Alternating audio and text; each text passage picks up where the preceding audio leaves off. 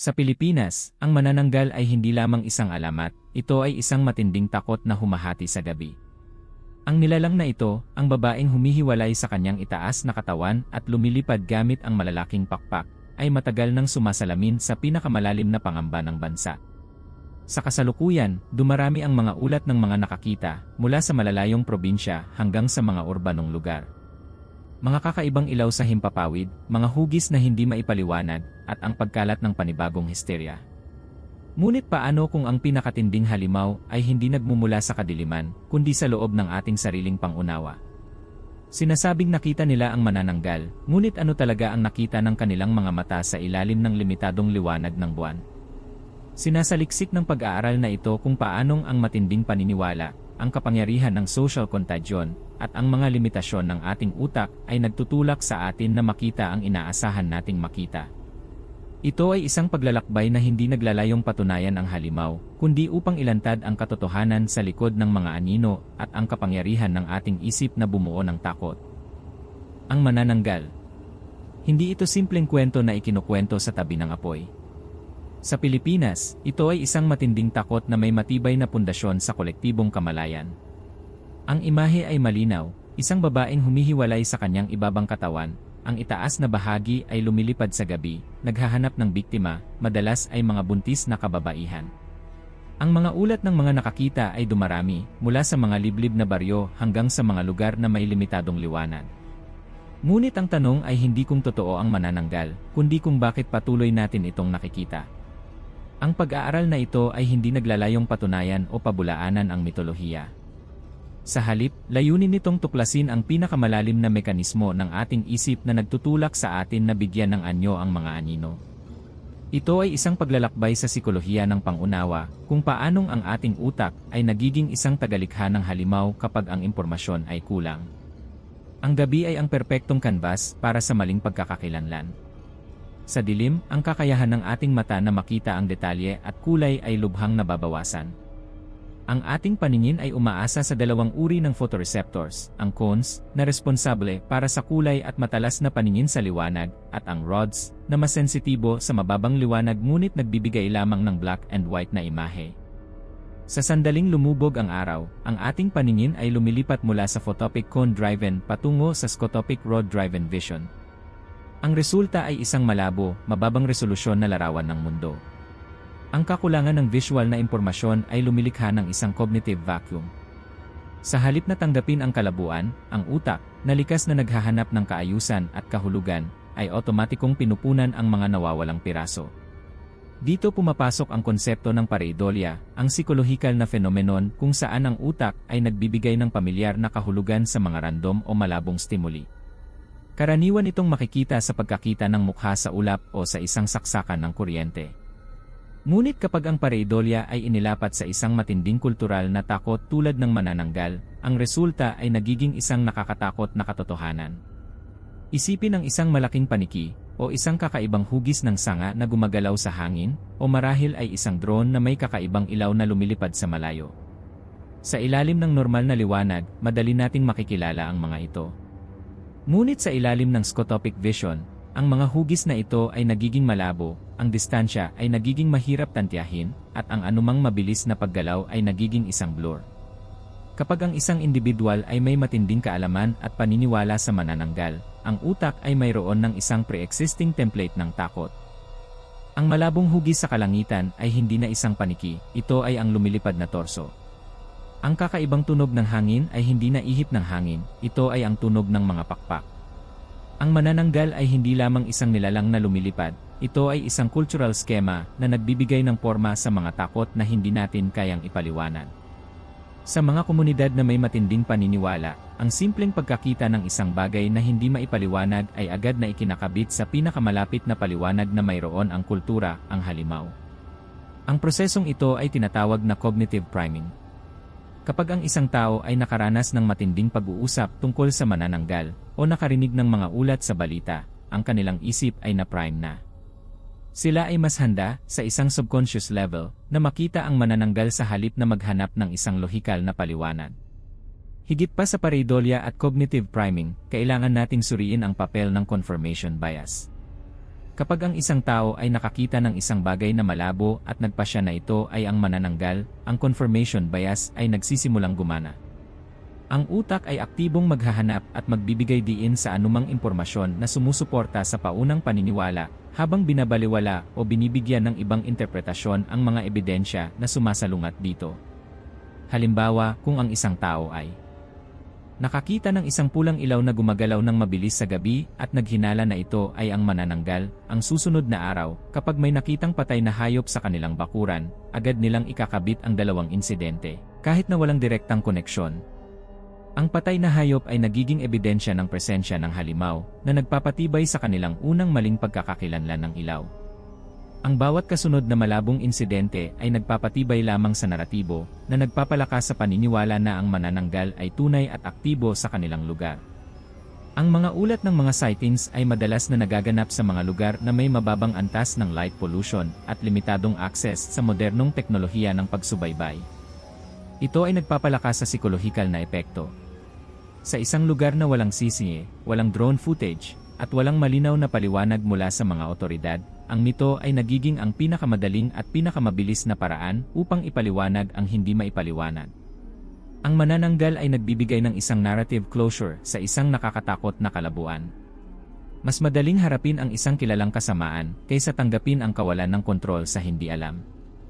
Ang pag-aaral ng mga kaso ng manananggal sightings ay nagpapakita na ang mga insidente ay madalas na nangyayari sa mga panahon ng matinding stress sa komunidad, halimbawa, sa panahon ng tagtuyot, sakit, o matinding kawalan ng katiyakan. Ang mito ay nagiging isang psychological coping mechanism. Sa halip na harapin ang masalimuot at nakababahalang realidad ng sakit o kahirapan, mas madaling ilipat ang takot at pagkabalisa sa isang panlabas na kaaway na may porma at pangalan, ang manananggal. Ito ay isang uri ng displacement ng takot. Sa konteksto ng psikolohiya, ang manananggal ay hindi lamang isang halimaw, ito ay isang cultural projection ng mga panloob na takot at panlipunang pagkabalisa. Ang paghihiwalay ng katawan ng nilalang ay maaaring sumalamin sa mga takot sa paghihiwalay ng pamilya o ang pagkawala ng pagkakakilanlan. Ang paghahanap nito ng dugo at mga sanggol ay sumasalamin sa mga pangunahing takot sa kaligtasan at pagpaparami. Kapag ang mga takot na ito ay nag-ugat na sa kultura, nagiging napakalakas na lens ito kung saan tinitingnan natin ang mundo. Ang mga nakakita ay hindi nagsisinungaling, sila ay tapat na nag-uulat ng kanilang persepsyon. Ngunit ang persepsyon ay hindi palaging katumbas ng objetibong katotohanan. Ang persepsyon ay isang proseso ng pagbuo ng kahulugan, na lubos na naimpluwensyahan ng ating mga inaasahan, paniniwala, at ang limitadong impormasyon na ibinibigay ng ating mga pandama. Ang manananggal sightings ay nagpapakita ng isang matinding halimbawa kung paanong ang utak, sa ilalim ng pressure ng kultural na paniniwala at ang limitasyon ng dilim, ay handang lumikha ng isang kumpletong, nakakatakot na naratibo mula sa pinakamaliit na pahiwatig. Ang pag-unawa sa pareidolia at confirmation bias ay ang unang hakbang sa pag-alis ng misteryo sa likod ng mga anino. Ito ay nagtuturo sa atin na ang pinakamahalagang pagsisiyasat ay hindi dapat nakatuon sa kalangitan, kundi sa loob ng ating sariling isip. Ang manananggal ay maaaring isang produkto ng ating kolektibong psikolohiya, isang nilalang na nabubuhay at lumalaki sa espasyo sa pagitan ng nakikita natin at ng inaasahan nating makita. Ang pag-aaral na ito ay naghahamon sa atin na maging kritikal na tagamasid, hindi lamang ng mundo sa labas, kundi pati na rin ng mga proseso ng ating sariling pangunawa. Ang bawat ulat ng sighting ay nagsisimula sa isang simpleng kaganapan, isang hindi maipaliwanag na ilaw, isang kakaibang tunog, o isang hugis na lumilipad. Ngunit sa pagitan ng objetibong kaganapan at ng huling interpretasyon, nakita ko ang manananggal ay nakasalalay ang isang komplikadong serye ng mga cognitive shortcuts na nagpapaliwanag kung bakit ang isang paniki ay nagiging isang demonyo. Ito ang kapangyarihan ng isip na lumikha ng katotohanan, at ito ang katotohanan na kailangan natin siya sa atin. Sa huli, ang manananggal ay nagtuturo sa atin ng isang mahalagang aral tungkol sa kalikasan ng takot. Ang takot ay hindi lamang isang reaksyon sa isang banta, ito ay isang konstruksyon. Ito ay isang kwento na sinasabi natin sa ating sarili kapag ang mga sagot ay hindi sapat. At sa Pilipinas, ang kwentong iyon ay may pakpak, matalim na dila, at ang kakayahang hatiin ang gabi. Ngunit ang pinakamalaking hiwaga ay nananatili. Kung ang nilalang ay hindi nagmumula sa kadiliman, bakit natin ito pinipiling ilagay doon? Ang kasunod na pagsisiyasat ay titingnan kung paanong ang takot na ito ay hindi nananatili sa isang individual, kundi kumakalat at lumalaki sa buong komunidad na nagiging mass hysteria. Ito ang susunod na antas ng psikolohikal na pag-aaral, ang social contagion ng takot. Ang pag-aaral ng manananggal sightings ay hindi lamang tungkol sa kung paano nagkakamali ang isang individual na mata sa dilim.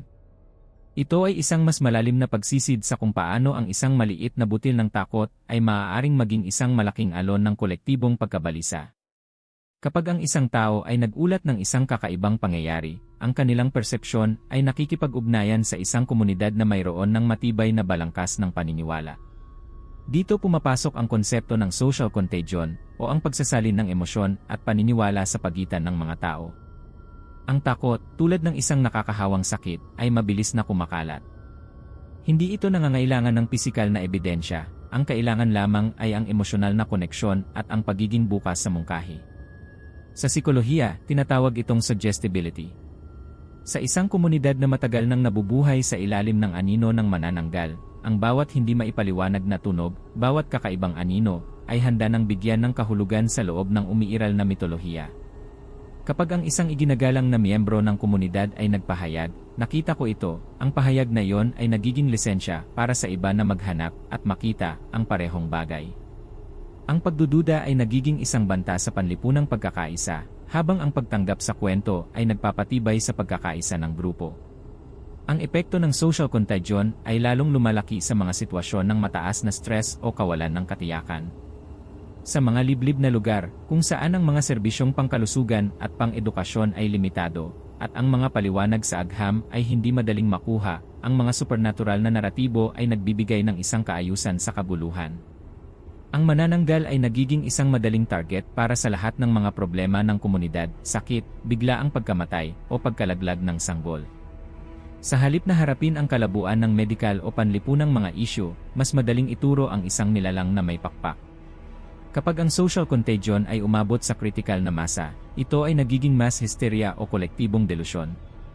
Ang mass hysteria ay hindi nangangahulugan na ang mga tao ay nagpapanggap, nangangahulugan ito na sila ay tapat na naniniwala at nakakaranas ng mga sintomas batay sa isang maling paniniwala. Ang mga ulat ng manananggal ay madalas na nagpapakita ng mga pattern na tipikal ng mass hysteria.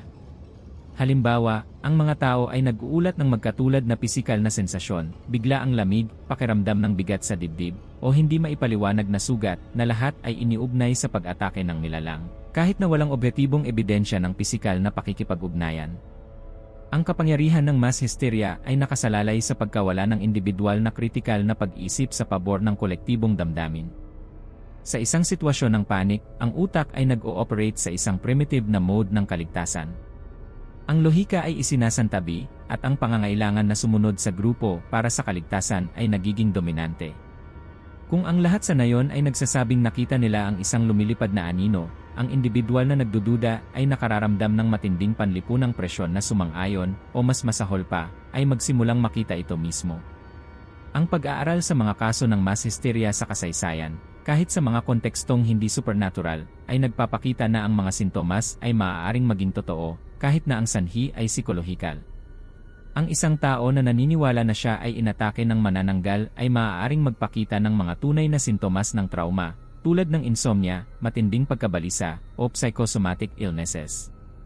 Ang katawan ay tumutugon sa paniniwala, hindi sa katotohanan. Ito ang matinding patunay ng kapangyarihan ng isip. Sa modernong panahon, ang pagkalat ng social contagion ay pinalalakas ng teknolohiya. Ang mga ulat ng sighting ay hindi na limitado sa bibigang salaysay sa palengke. Ang mga ito ay kumakalat sa social media, na may mga larawan at video na madaling manipulahin o hindi malinaw. Ang isang malabong larawan ng isang drone o isang malaking paniki ay mabilis na nagiging patunay ng manananggal sa loob ng ilang minuto. Ang digital na pagpapatibay na ito ay nagpapalakas sa confirmation bias sa isang kolektibong antas. Ang bawat like o share ay nagpapatunay sa takot, na nagpapalaki sa naratibo sa labas ng lokal na konteksto. Ang papel ng mga lokal na otoridad at media sa mga sitwasyong ito ay mahalaga. Kapag ang mga opisyal ay nagpapakita ng pag-aatubili o, mas masahol pa, ay nagpapatibay sa paniniwala sa manananggal sa pamamagitan ng paggawa ng mga ritual o pagpapalabas ng mga babala batay sa alamat, ang psikolohikal na epekto ay nagiging lehitimo. Ang mga institusyon mismo ay nagiging bahagi ng social contagion na nagbibigay ng opisyal na selyo ng pag-apruba sa takot. Ito ay nagpapahirap sa mga psikologo o siyentista na magbigay ng rasyonal na paliwanag dahil ang kanilang mga tinig ay madalas na nalulunod ng kolektibong sigaw ng takot at paniniwala.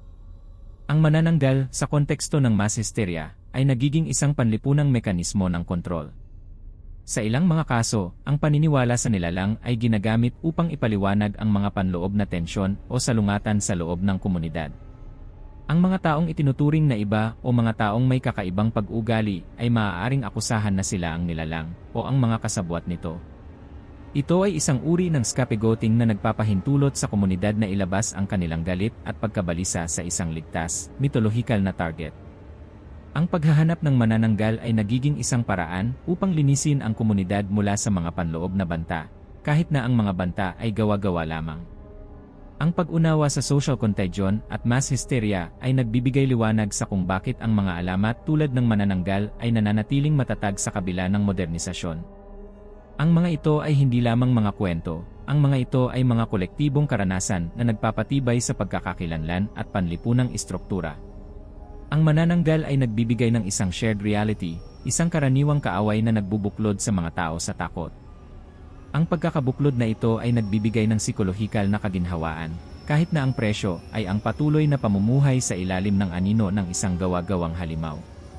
Ang pagsisiyasat na ito ay nagtuturo sa atin na ang pinakamalaking hamon sa pag-unawa sa mga sighting ay hindi ang pagpapatunay ng pag-iral ng nilalang, kundi ang pag-unawa sa kalikasan ng kolektibong paniniwala.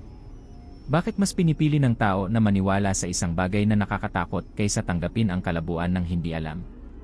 Dahil ang pagtanggap sa manananggal ay nagbibigay ng isang malinaw na sagot, isang malinaw na kaaway, at isang malinaw na direksyon para sa paglaban.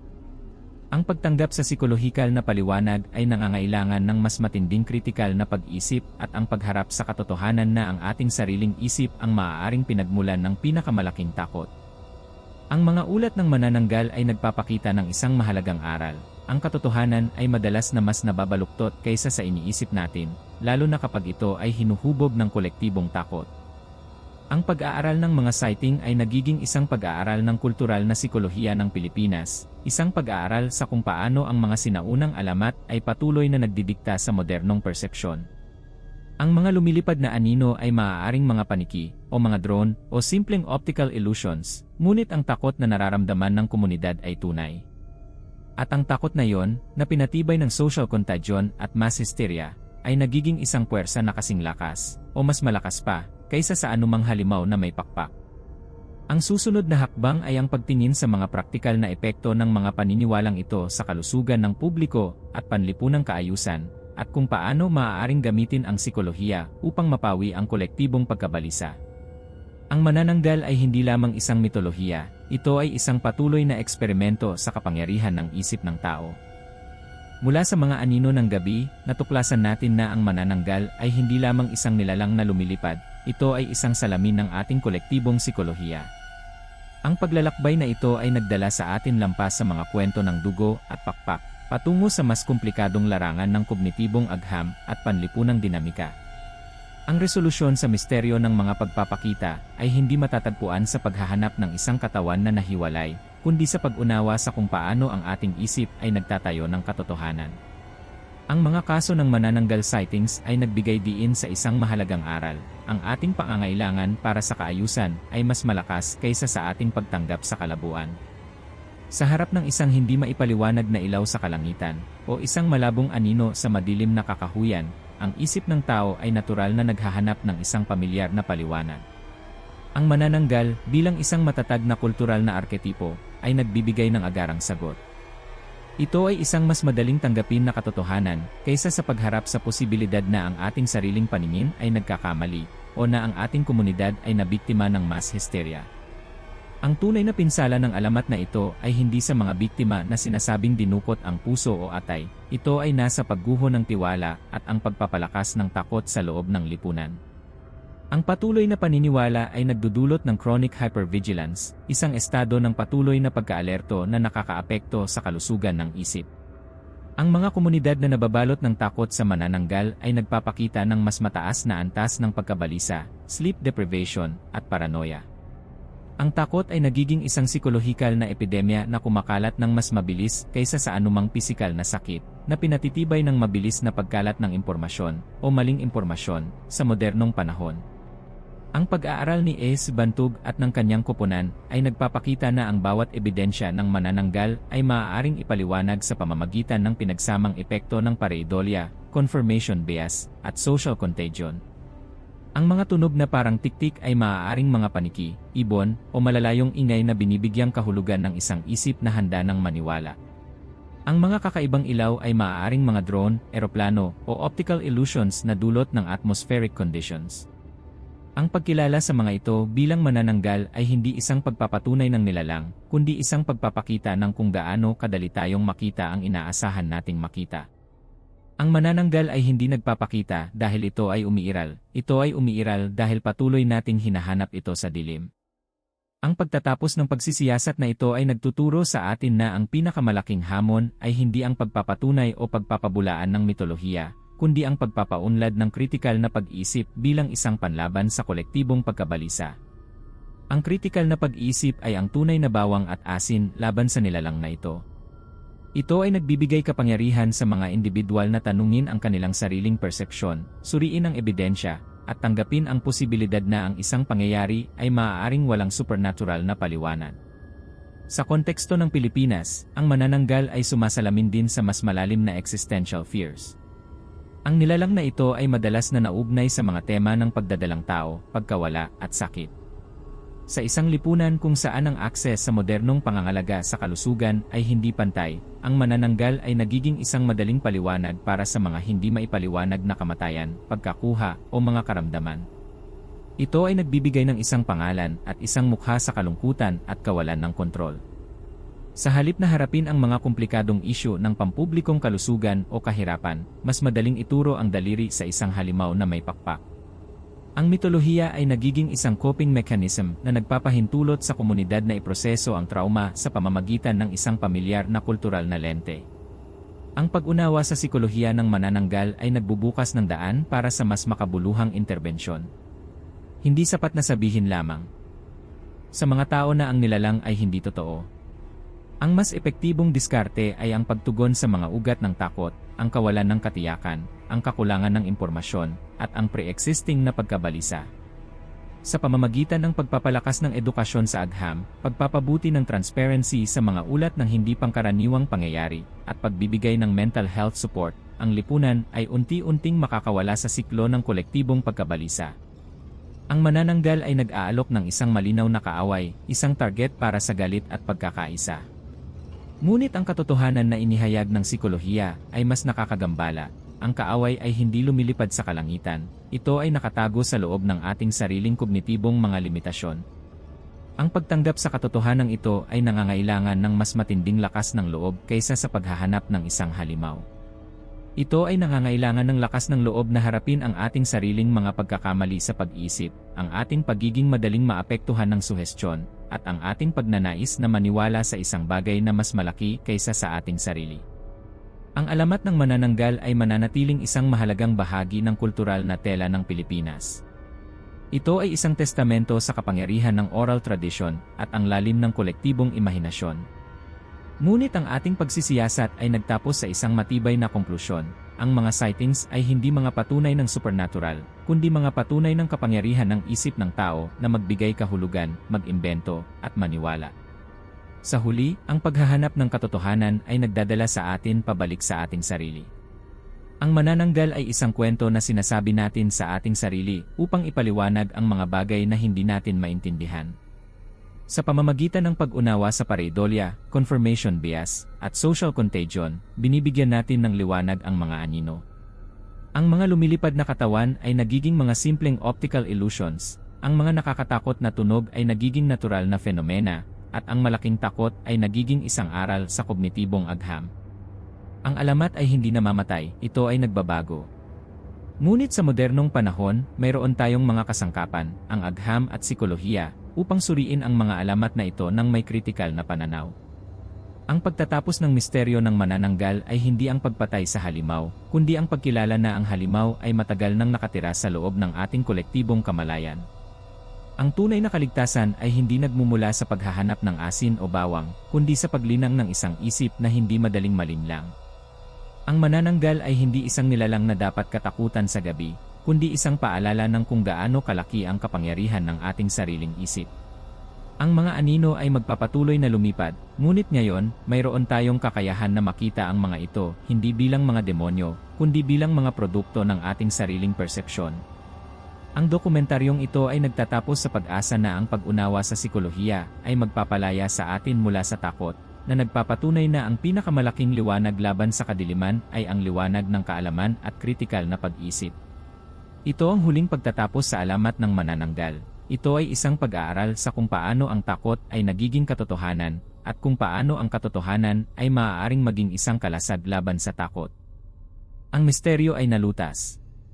Ang manananggal ay isang nilalang ng isip at doon ito dapat manatili. I like at mag-subscribe para masundan ang mga ilaw na hindi mo inaasahan.